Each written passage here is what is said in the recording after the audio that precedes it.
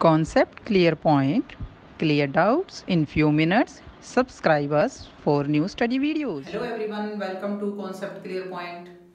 तो हमारा पिछले टॉपिक कई दिनों से चल रहा है वो है टेंस, जिसमें हम प्रेजेंट कंप्लीट कर चुके हैं, पास्ट के दो पार्ट कर चुके हैं, पास्ट सिंपल और पास्ट कॉन्टिन्यूस। आज जो हम डिस्कस करने वाले हैं वो है हमारा टॉपिक पास्ट परफेक्ट टेंस। कौन सा टेंस है? Past perfect tense. अब पास्ट परफेक्ट टेंस होता कौन सा है, कब ये जो है हम फॉर्म यूज करते हैं पास्ट परफेक्ट टेंस की। अब देखिए, कोई भी इंसिडेंट जो कब हुई हो, पास्ट में, कोई भी इंसिडेंट जो पास्ट में हुई हो और पास्ट में ही खत्म हो चुकी हो, पास्ट में ही खत्म हो चुकी हो, कंप्लीट हो चुकी हो, तब हम इसका यूज करते हैं। जैसे हम कहते हैं कि वह दिल्ली जा चुका है। चुका है तो किसका आएगा? प्रेजेंट परफेक्ट का, क्योंकि वो अभी अभी गया है, थोड़ी देर पहले गया है। अगर हम कहते हैं कि जब मैं उसके घर पहुंचा था, जब मैं उसके घर पहुंचा था वह सो चुका था, सो चुका था, तो ये किसकी घटना है? ये पास्ट की, और पास्ट में वो इंसिडेंट हो चुकी थी जब वो दूसरी इंसिडेंट वहां हुई थी। तो इसका स्ट्रक्चर क्या रहता है वो देखते हैं हम। स्ट्रक्चर में क्या है? सब्जेक्ट होगा हमारे पास। अब मैंने ये कहा था कि पास्ट में हम हमेशा सेकंड वर्ब यूज करते हैं, तो हैज हैव जो है वो हमारी हेल्पिंग वर्ब रहती है किसमें? प्रेजेंट परफेक्ट में। तो प्रेजेंट परफेक्ट में हैज हैव यूज करते हैं, तो पास्ट में हम क्या यूज करेंगे? उसकी सेकंड फॉर्म क्या होती है? हैड। तो क्या यूज करेंगे? हैड। और परफेक्ट है तो वर्ब की कौन सी फॉर्म यूज होगी? वो होगी थर्ड, और रहेगा हमारे पास ऑब्जेक्ट, वो रहेगा हमारे पास ऑब्जेक्ट। अब देखते हैं कि सिंगुलर सब्जेक्ट रहे, प्लूरल सब्जेक्ट रहे, चाहे आई रहे, क्योंकि आई एक्सेप्शनल हो जाता है, तो सबके साथ क्या यूज होगा? हैड। सबके साथ क्या यूज होगा? हैड और वर्ब की थर्ड फॉर्म। और क्वेश्चन अभी आता है कि हमें हैड वर्ब की थर्ड फॉर्म जब हमारे पास फिलिंग के लिए क्वेश्चन आते हैं, कब फिल करने हैं, कब फिल करनी है, तो उसके लिए हमारे पास क्या रहता है? उसके लिए हमारे पास रहते हैं एडवर्ब। और वो एडवर्ब कौन से होंगे? दो एडवर्ब होंगे, और वो एडवर्ब किसके साथ यूज होंगे? वो होंगे टेंस की दो फॉर्म के साथ। अब वो टेंस की हम दो, उस सेंटेंस में दो टेंस हम यूज करेंगे, वो कौन से होंगे? एक पास्ट सिंपल और एक पास्ट परफेक्ट। अब देखो, वो एडवर्ब हमारी कौन सी है? एडवर्ब, एडवर्ब हमारी रहेगी, एक तो होगी बिफोर, बिफोर, और दूसरी क्या रहेगी? आफ्टर, बिफोर और आफ्टर। अब इसका स्ट्रक्चर कैसे बनेगा? बनाने के लिए मैंने कहा कि दो टेंस हम यूज करेंगे। तो टेंस कैसे? जब हम यूज करेंगे बिफोर, हमारे पास बिफोर है, तो बिफोर के साथ जो टेंस आएगा वो हमारा रहेगा पास्ट सिंपल, पास्ट सिंपल, और उसके साथ जो अगला टेंस होगा वो क्या होगा? Past perfect. वो कौन सा होगा? Past perfect. बट ये जरूरी नहीं है कि ये पहले आएगा, ये बाद में भी आ सकता है। पास्ट परफेक्ट पहले और फिर बिफोर लग के, और क्या आ सकता है हमारे पास? Past simple. और अगर हमारे पास आता है आफ्टर, तो आफ्टर के जस्ट बाद जो, जैसे बिफोर के जस्ट बाद हमारे पास कौन सा आने वाला है? सिंपल। तो आफ्टर के जस्ट बाद क्या आएगा? Past perfect. क्या आएगा? Past perfect. और उसके बाद चाहे यहां हो वो टेंस, चाहे यहां हो, तो यहां का कौन सा आएगा?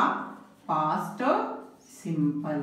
कौन सा? Past simple. अब क्यों लगाते हैं हम? सिंपली भी हम इसका यूज कर देते हैं, बट जब हम फिलिंग के लिए, जब हमारे पास एग्जाम में 4 ऑप्शन आते हैं, 4 ऑप्शन में से हमें एक को फिल करना होता है, तब हमें इनकी जरूरत पड़ती है। वैसे बोलने के लिए या लिखने के लिए, जैसे हम किसी इंसिडेंट को लिख रहे हैं, तो तब हमें कोई जरूरत नहीं है इनकी। तब हम लिखने के लिए तो सिंपल उसका यूज कर सकते हैं, हैड प्लस वर्ब की थर्ड फॉर्म। किसी भी इंसिडेंट को हम डिस्क्राइब कर रहे हैं या हम कोई क्वेश्चन लिख रहे हैं, लेकिन जब हमें एग्जाम में फिल करना है, तब हमें ये जो एडवर्ब है ये याद रखनी ही पड़ेगी कि दोनों आई है। तो एक तरफ हमारे पास क्या रहेगा? सिंपल, और दूसरी तरफ क्या रहेगा? परफेक्ट।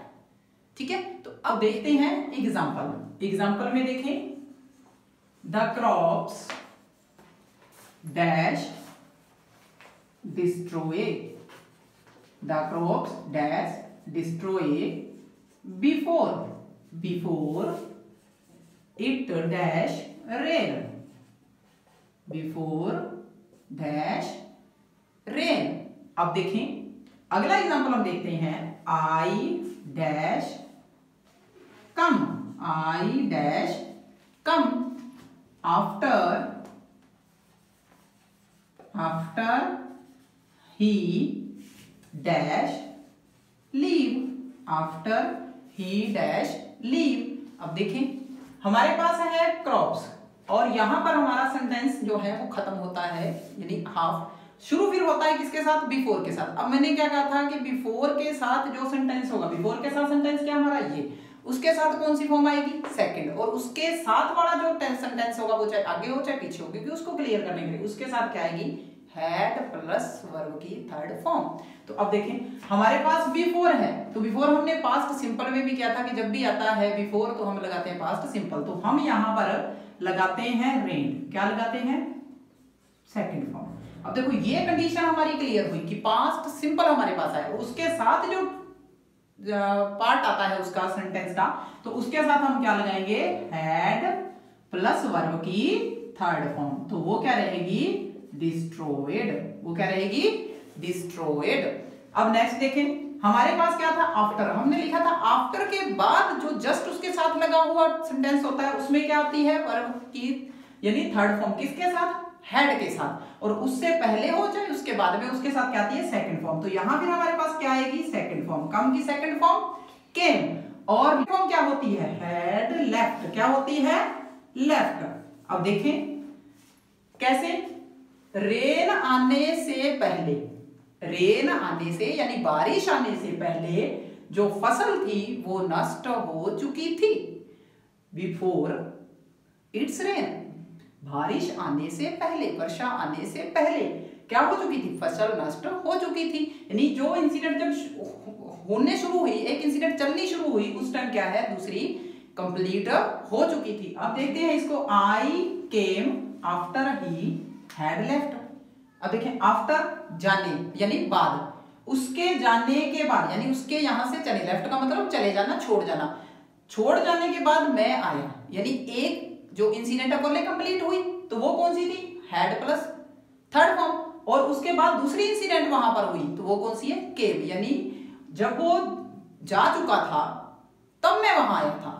तो इस तरह की इंसिडेंट जो होती हैं, दो इंसिडेंट, तो उनको शो करने के लिए हम किसका यूज करते हैं, पास्ट परफेक्ट का। सिंपली भी इसका यूज हो सकता है, तो उसमें क्या है, सिंपल हम वर्ब की थर्ड फॉर्म लगाते हैं किसके साथ, हैड के साथ। लेकिन हम कर रहे हैं कॉन्सेप्ट क्लियर के पॉइंट ऑफ व्यू से कि जो हमारी फीलिंग होती है, फीलिंग में हमें कब कौन सी वर्ब और किस तरफ जो वर्ब है फिल करनी है।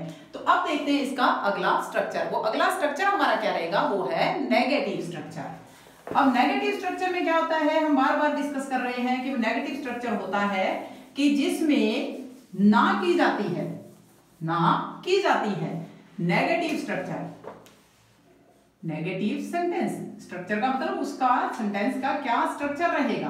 तो हमारे पास सब्जेक्ट होगा, हेड होगा जो हेल्पिंग वर्ब के रूप में है, और नोट हमेशा हेल्पिंग वर्ब के बाद आता है। वर्ब की क्या रहेगी हमारी, थर्ड फॉर्म और ऑब्जेक्ट। हेड के बाद नोट, वर्ब की थर्ड फॉर्म और object. Let's see the examples. Examples, the boy dash note enter, the boy dash note enter into the room, into the room। और नेक्स्ट है the teacher dash note dash see the fort of Bikaner, the fort of Bikaner. अब देखें हमारे पास क्या है, the boy, boy है, singular रहे plural रहे सब्जेक्ट, तो हम किसका यूज करने वाले हैं, हैड का। और एंटर जो है कौन सी फॉर्म है, फर्स्ट फॉर्म है, तो इसको बना देंगे हम थर्ड फॉर्म, तो क्या बन जाएगा, एंटर्ड। अगला देखें द टीचर नोट, अब टीचर भी सिंगुलर रहे चाहे प्लूरल रहे, तो हमारे साथ क्या आने वाला है, हैड, और वर्ब की थर्ड फॉर्म इसमें क्या रहेगी, सीन। अब देखते हैं उन्होंने क्या कहा, boy had note entered into the room. Boy जो है यानी लड़के ने रूम में एंटर नहीं किया था, यानी रूम में प्रवेश नहीं कर चुका था, लड़का रूम में प्रवेश नहीं कर चुका था। अब टीचर जो है, टीचर बीकानेर का दुर्ग नहीं देख चुका था। ये तो है इसका सिंपल सा स्ट्रक्चर। जब हम रिटर्न के पॉइंट ऑफ व्यू से लिखते हैं, एक लिखते हैं हम क्लियर के पॉइंट ऑफ व्यू से, कॉन्सेप्ट क्लियर के पॉइंट ऑफ व्यू से। अब देखें इसी एग्जांपल को हम दोबारा से देखते हैं कैसे। The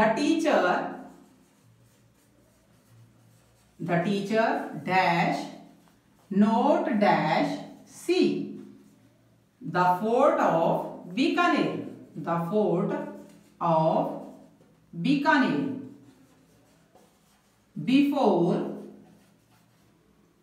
before he dash teach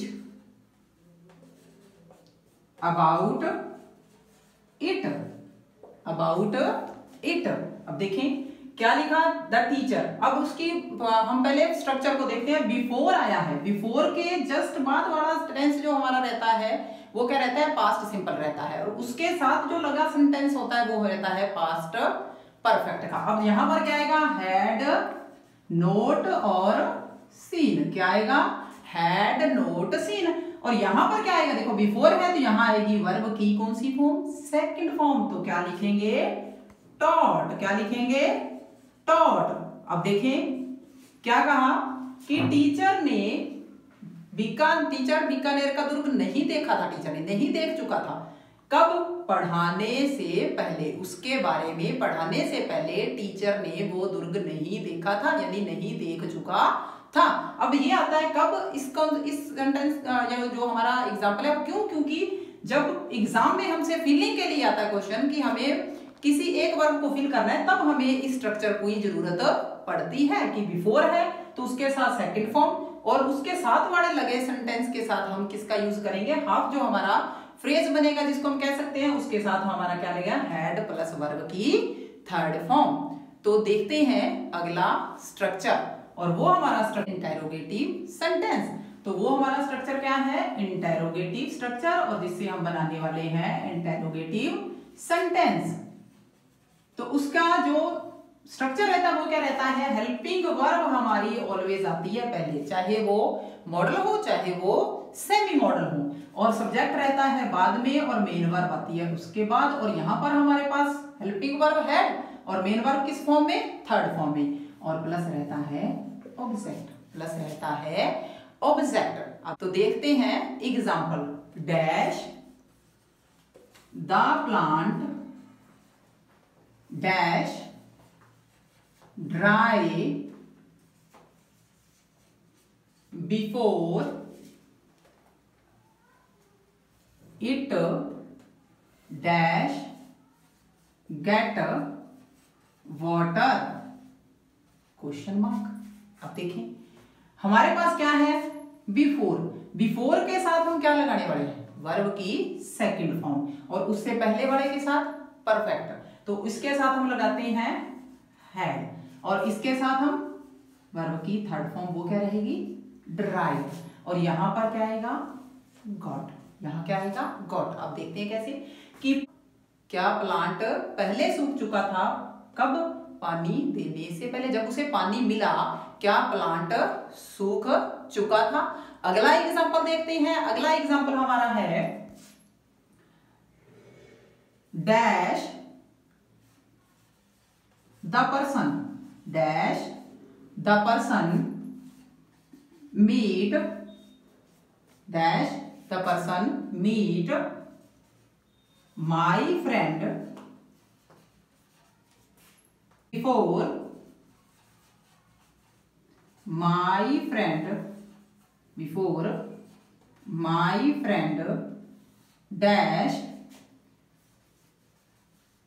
come here, dash come hair.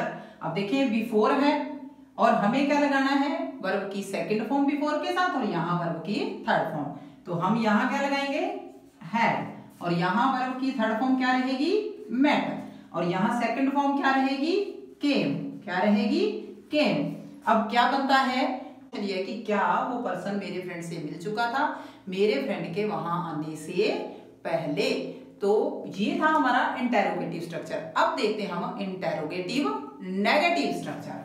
तो इंटेरोगेटिव नेगेटिव स्ट्रक्चर में क्या रहता है अभी, हमारे पास हेल्पिंग वर्ब होगी, क्यों, क्योंकि स्ट्रक्चर नहीं हमारी हेल्पिंग वर्ब है, और वैसे भी इंटेरोगेटिव बनाने के लिए हमें क्या चाहिए होती है, हेल्पिंग वर्ब, बट नोट है तो हमें नोट भी यूज करना पड़ेगा। तो लेते हैं अगला स्ट्रक्चर और वो है इंटेरोगेटिव नेगेटिव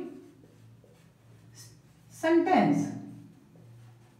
तो उसमें स्ट्रक्चर क्या रहेगा, इंटेरोगेटिव है तो जो वर्ब है ये तो वो क्या रहेगी, सब्जेक्ट से पहले, और फिर रहेगा हमारे पास नोट, और फिर वर्ब की थर्ड फॉर्म, फिर ऑब्जेक्ट और क्या रहेगा, क्वेश्चन मार्क। तो अब करते हैं इसके example. Let's see the example. जैसे एग्जाम्पल है the girl not dash sing a song, sing a song before the play dash start, play dash start. अब देखते हैं एक और एग्जांपल। तो एग्जांपल क्या है, डैश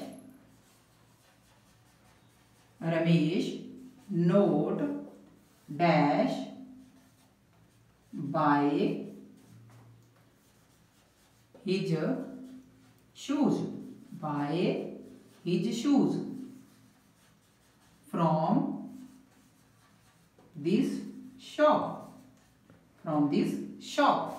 अब देखें हमारे पास यहां है बिफोर, तो हम लगाएंगे वर्ब की सेकंड फॉर्म, और यहां पर क्या है, अगला सेंटेंस उसके साथ जुड़ा हुआ है, तो यहां हमें क्या लगानी है, वर्ब की थर्ड फॉर्म के साथ हेल्पिंग वर्ब, तो हैड प्लस संग, और प्ले के साथ क्या आएगा, सेकंड फॉर्म, तो क्या आ जाएगी, स्टार्टेड, क्या आ जाएगी, स्टार्टेड। तो इसको देखते हैं, यहां आ जाएगा हमारे पास हैड, और थर्ड फॉर्म क्या आ जाएगी, बॉट।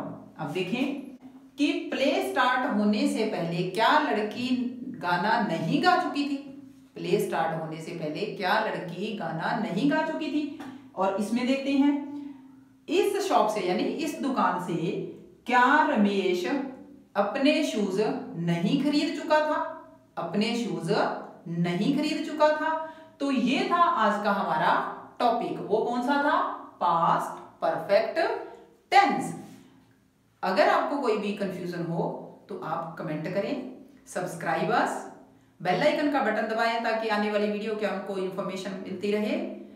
वीडियो पसंद आए तो लाइक करें, शेयर करें।